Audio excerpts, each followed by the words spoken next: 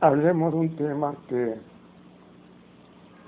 tal vez a casi nadie o a nadie le interesa: la responsabilidad de los intelectuales. Pero para ello tendremos que definir qué es un intelectual. Un intelectual o intelectuala no necesariamente es una persona inteligente, sino tampoco es un científico, como dije en otro video, un tecnólogo necesariamente, sino una persona de pensamiento, que no significa que sea un filósofo. Tiene una cultura general, puede discurrir sobre temas en generalidades, muy pocas especificidades, pero la actitud crítica ante los procesos del mundo y de sí mismo, ¿no? Aunque muchas veces se dan coartadas. En esto voy a hacer mención, sin ánimo de invasurar a nadie, ¿no?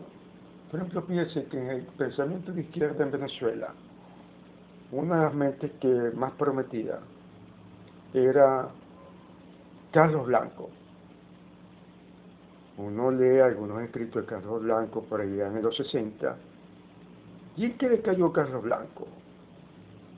Primero, se asimiló con ser miembro, no sé si fue de la primera o segunda reforma del Estado venezolano. Se le vio mucho coqueteo con Acción Democrática. Crea un programa con el difunto Isturi, blanco y negro. Escribe muy bien, no se le puede quitar. Pero murió. Bueno, no, todavía está vivo, ¿no? Pero murió como alguien que en el proceso de vida dio un salto hacia atrás, ¿no?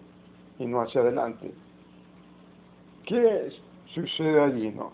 Generalmente los intelectuales finalizan, como muchos no tienen una tarea práctica, un oficio. Algunos tienen sus profesiones, ¿no?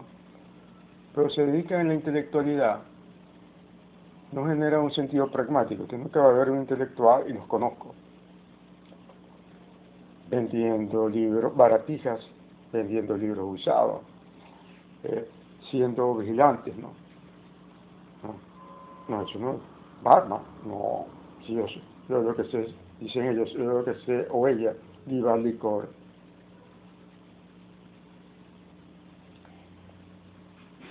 Bueno, finaliza en una que otra dirección de cultura, embajadores en el área de la sección en la embajada, en la sección de cultura, alguno que otro protocolo, algunas fundaciones privadas que sí hay, ¿no? Que tienen actividades de mecenazgo. Otro intelectual fallido en Venezuela, tal vez una de las mejores plumas de esta nación, fue Rufino Blanco Fombona. Domingo Alberto Rengel decía, si no me equivoco, no parafraseo mal lo que le leí, que el problema de Rufino fue que perdió su vida por cualquier putica barata. El hombre era un tipo muy apuesto y aparentemente muy dado a... Lo atacaba mucho la libido. Fíjate este hombre que se enfrentó al gomecismo, tuvo exilio, tuvo una actividad maravillosa como editor en España, un intento editorial para hacer conocer a los autores y autoras latinoamericanas, tal vez como aquella actividad que también hizo Bello en Londres. Pero no, ya eh, 60 o más volvió al país si no me equivoco, en la época de Eleazar López Contreras, logra regentar una o dos gobernaciones y muere. Muere. Y luego hay intelectuales más cercanos, ¿no? Por ejemplo, Juan Núñez Tenorio, que editó dos libritos sobre filosofía del materialismo dialéctico de UCB. Y vamos a integrar otro, Pedro Duno, que escribió muchos libros en dúo con Domingo Alberto Rangel, padre. ¿Cómo finalizaron estos personajes de Núñez y Duno? Ambos, Duno también había estudiado filosofía. Una prosa, pero una prosa de corrida. Mueren esta gente, me pregunto, engañado por la gran mentira que ha sido Chávez, que fue Chávez. ¿Cómo jugaron con ellos?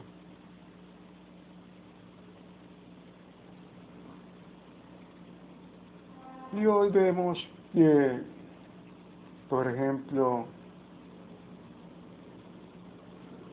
gente, voy a hablar ahora del ámbito regional, Zuliana. Hay consenso, verdaderamente, quienes no tienen sesgo, que un historiador de talla, más que historiógrafo, de la región histórica del sur, de la región histórica del lago, o del Zuliano, Germán Cardoso Galoé, es nuestro verdadero historiógrafo. ¿Y cómo es esto que toda esta intelectualidad, desde la Academia de Historia de Zulia, la Sociedad Bolivariana, me imagino que ahora esa asociación que fundó o la reinició el médico sexólogo Ochoa, no, hay intelectuales que no quiero nombrar, ¿no? Por respeto, ya no saben qué homenaje darle a este hombre. Al que yo reitero el paso humanista de esta ciudad. Y su hijito parece una copia del Calvón, aunque no quiero decir que hable como un loro que le dice el padre, el tipo tiene su fortaleza. Incluso ganó un premio de la Academia sobre banderas al rey. Una justificación muy bien lograda desde el punto de vista escritural, para justificar que en sí no hubo diferencia entre mantuanos y criollos y peninsulares allá de España. Bueno, y este Ángel Lombardi padre lo tienen santificado. Y cuando muere el manteador Value, nada. E incluso, pienso que también he comentado eso, ¿no? Que al menos este ciudadano, cuando fue gobernador, Pablo Pérez, ya dejándose los exabruptos de Manuel, dándole el botón de la solidaridad al dueño del penecido, pero bueno, no, todavía existe, pero lo intervinieron, el canal 41, creo que el mismo Carlos Blanco, le dieron el botón de la solidaridad. Pablo Pérez al menos tuvo la gentileza de darle el premio de la solidaridad a este señor. Pero ahí vemos nosotros la decrepitud de una sociedad como la sociedad zuliana y específicamente Maravina. El profesor dio una clase magistral, bueno, no la finalizó, sobre su concepto fundamental de la región histórica zuliana. Bueno, y el maracucho presente en el auditorio de Elías Bermúdez aplaudía, ¿no? Pero aplaudía para que finalizara el hombre. Como profesional y hombre político, Pablo Pérez supo sortear la cuestión, cerró y le impuso el botón al meritorio profesor. Ah, pero ese mismo maracucho es el que anda por ahí con el cuento del Guajiro y otros que denigrándonos con ese lenguaje, con ese bochorno. Yo a veces lo lanzo a la federación, pero no es para que vean que así somos y así seremos, no, sino la vergüenza que somos.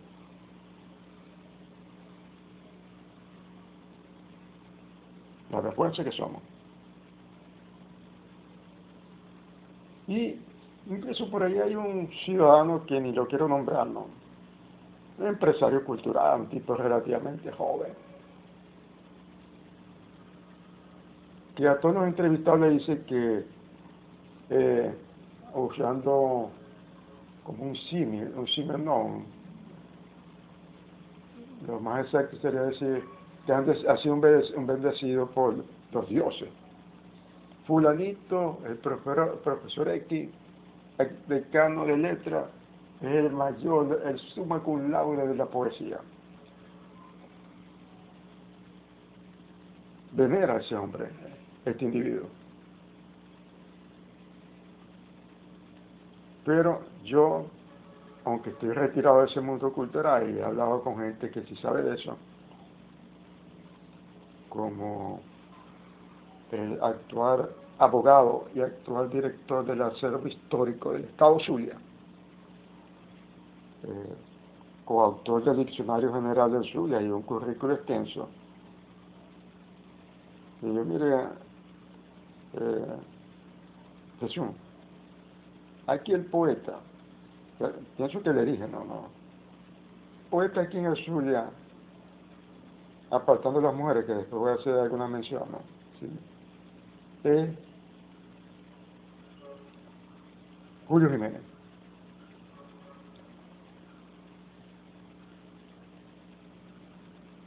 Yo estoy muy viejito ya y afectado de salud.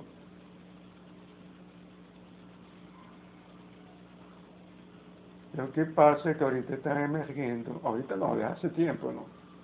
Una cantidad de personas improvisadas en todas las áreas de la intelectualidad y se echa marcha atrás al proceso. Por ejemplo, en cuestiones de dramática, Enrique León, después la dramática, aquí la dramática, para abajo. Hubo un intento por ahí de un joven, por cierto, científico, ¿no? Especialista en espectrología. Yo algo lo conocí. Andy, ganó el premio regional en dramaturgia, porque el muchacho, bueno, ya no es tan muchacho, pero es relativamente joven, ¿no? Con trabajo científico presentado en revistas arbitradas. El tipo es actor, aunque no es un galán, tiene esa capacidad, como dirían, histriónica, ¿no? Para abordar cualquier tipo de personaje. Escribe dramaturgia. Tal vez eh, eh, sea algo de lo más granado en la actuación, ¿no? Pero después, en el campo científico, aquí tenemos un hombre muy meritorio, también escritor de literatura, con 2 premios nacionales, profesor en anatomía patológica, científico. Me refiero al profesor Jorge García Tamayo. Un pequeño burgués, pero esa gente, ojalá existieran esos pequeños burgueses. Seríamos un país diferente.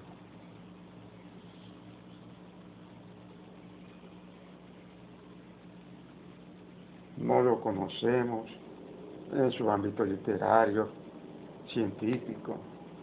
Y estamos felices así. En cambio, viene acá un mequetrefe, ¿no? Llena poliedro literario o un panfletario detrás de las canciones, tipo Arjona.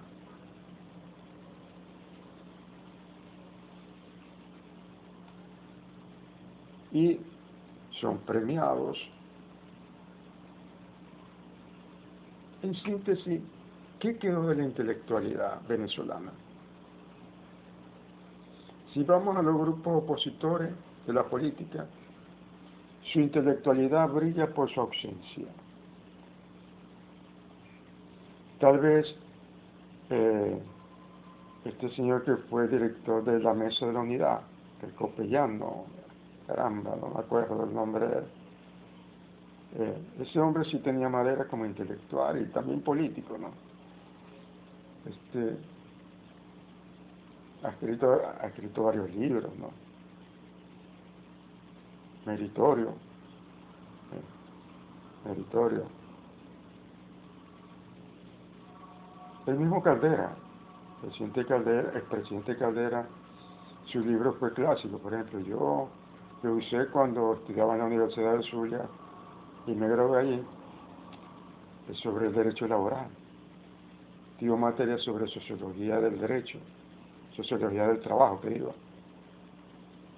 Y tuve una experiencia, ¿no? Incluso hombres como que en un video me equivoqué, en vez de decir Ramón Escobar, dije Ramón J. Velázquez, el que fue fiscal y por su inquina, cosas ya de tipo personal que con eso no nos tenemos que meter, siempre y cuando no afecte al colectivo, ¿no? Usó todos sus mecanismos perversos y coadyuvó al desnucamiento de Carlos Andrés Peredoso. Pero la intelectualidad ahorita dentro de la oposición luce por su ausencia. Lo que hay son ciertos analistas con ínfula de grandes teóricos como Neomar Hernández, este señor Daniel Lara. Mucha información, saben escribir, pero de ahí no pasan. Y el chavismo con sus ferias internacionales, sus ferias de libros, traen al poeta allá del África para que vaya a recitar en un barrio de Petare o aquí en la Cueva de Morir en Maracaibo. Pero el Pirela ese, el de Cayendo es un gran mentiroso. Se dice filósofo, si no es filósofo de nada. Este tipo que por cierto también me extraña, ¿no? Yo, como le he comentado a alguien, las pocas personas con que hablo en el tema literario, que nunca fui un analista, un crítico, sino un hombre, participé en muchos talleres, ¿no? Muchos no, en varios, ¿no? Con gente proba.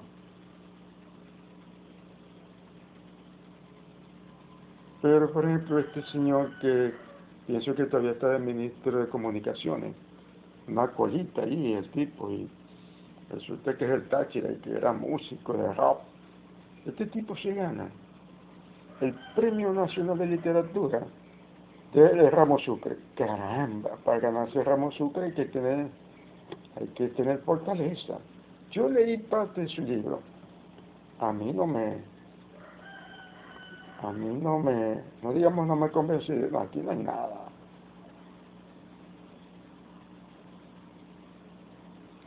Nada. Entonces, ¿será que esta posmodernidad, más allá de que generalmente el intelectual, no es que es un buscacargo, sino que la necesidad perentoria de nutrirse, de cumplir con sus servicios básicos, no puede aducir aquello que según tengo entendido fue de Andrés Eloy Blanco, que su cerebro necesitaba más alimento que su estómago. Pendejada. Si usted no le mete el estómago, sus neuronas no se van a activar. Pero ¿será que es global el problema? Porque en esta llamada posmodernidad, la intelectualidad no tiene nada que ver con hace 30, 40 años. Pienso que hasta los gringos, a pesar de ser una sociedad consumista, mercantilista, tuvieron un esfuerzo editorial, no me acuerdo qué fue esta empresa, de los llamados bestsellers. Ahí se podían leer algunas cosas, pero no. Hoy vemos que lo que quedan son rémoras del pasado. Ahí está el Carlos Alberto Montaner, el cubano, escribía en Panorama acá, aquí, de Maracaibo, con seminarios en España sobre los males del socialismo. De ahí no sale, ¿no? El Vargas Llosa ya se le, ya eso, si uno da no se debería ni nombrar. Y el Sabater en la misma.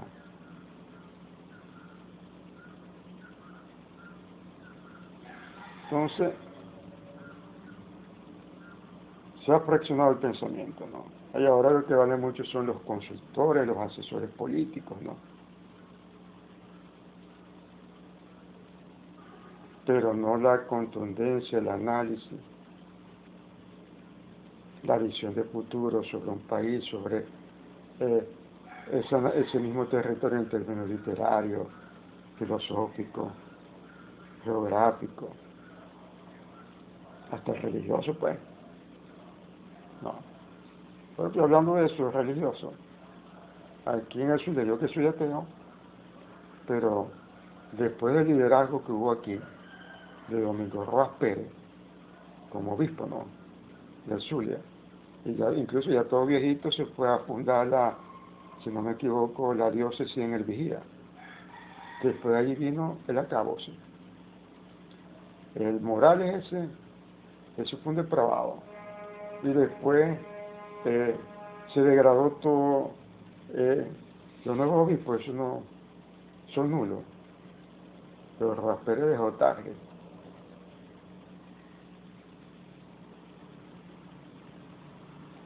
No se diga de las cámaras de comercio y de cámara. ¿Qué diferencia con aquel hombre que Servini, creo que se llamaba, de la Asociación Pro Venezuela? Un burgués, ¿no? Pero un burgués con visión de futura, con un arraigo en el país.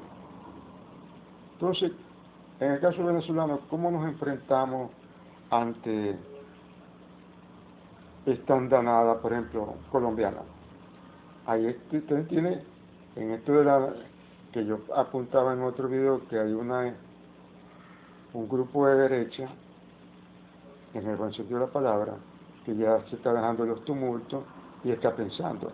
Por ejemplo, Pastrana, hijo, que también fue presidente de Colombia, por ahí anda realmando el neoconservadurismo, pero con otros criterios principistas, ¿no?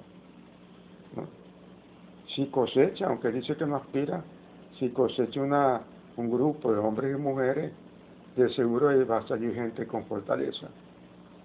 Por ahí mismo estuve viendo un programa de un tal doctor, le colocaban doctor de apellido Arias, presidente del Partido Nacionalista Cubano, que da la impresión que no es lo que nos decían a nosotros, sobre todo quienes tenemos un pensamiento de izquierda, los típicos mayameros, aupadores de invasiones, ¿no? El tipo tiene madera. El mismo Bukele, aunque coqueteó con el Frente Farabundo Martín, daría la impresión que es una nueva reestructuración de una derecha que está tratando de emerger, ¿no? Emerger, incluso como decía este cubano, ante la correa que le llevan de diferencia a su favor el foro de Sao Paulo.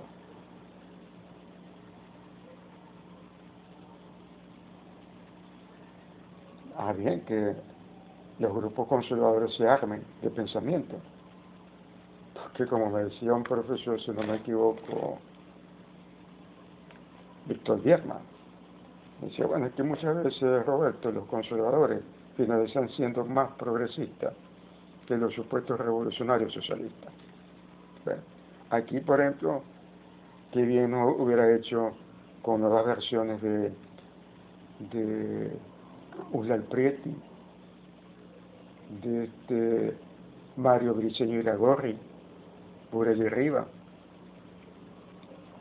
Alfredo Peña, Lara Peña, que digo, el militar nacionalista,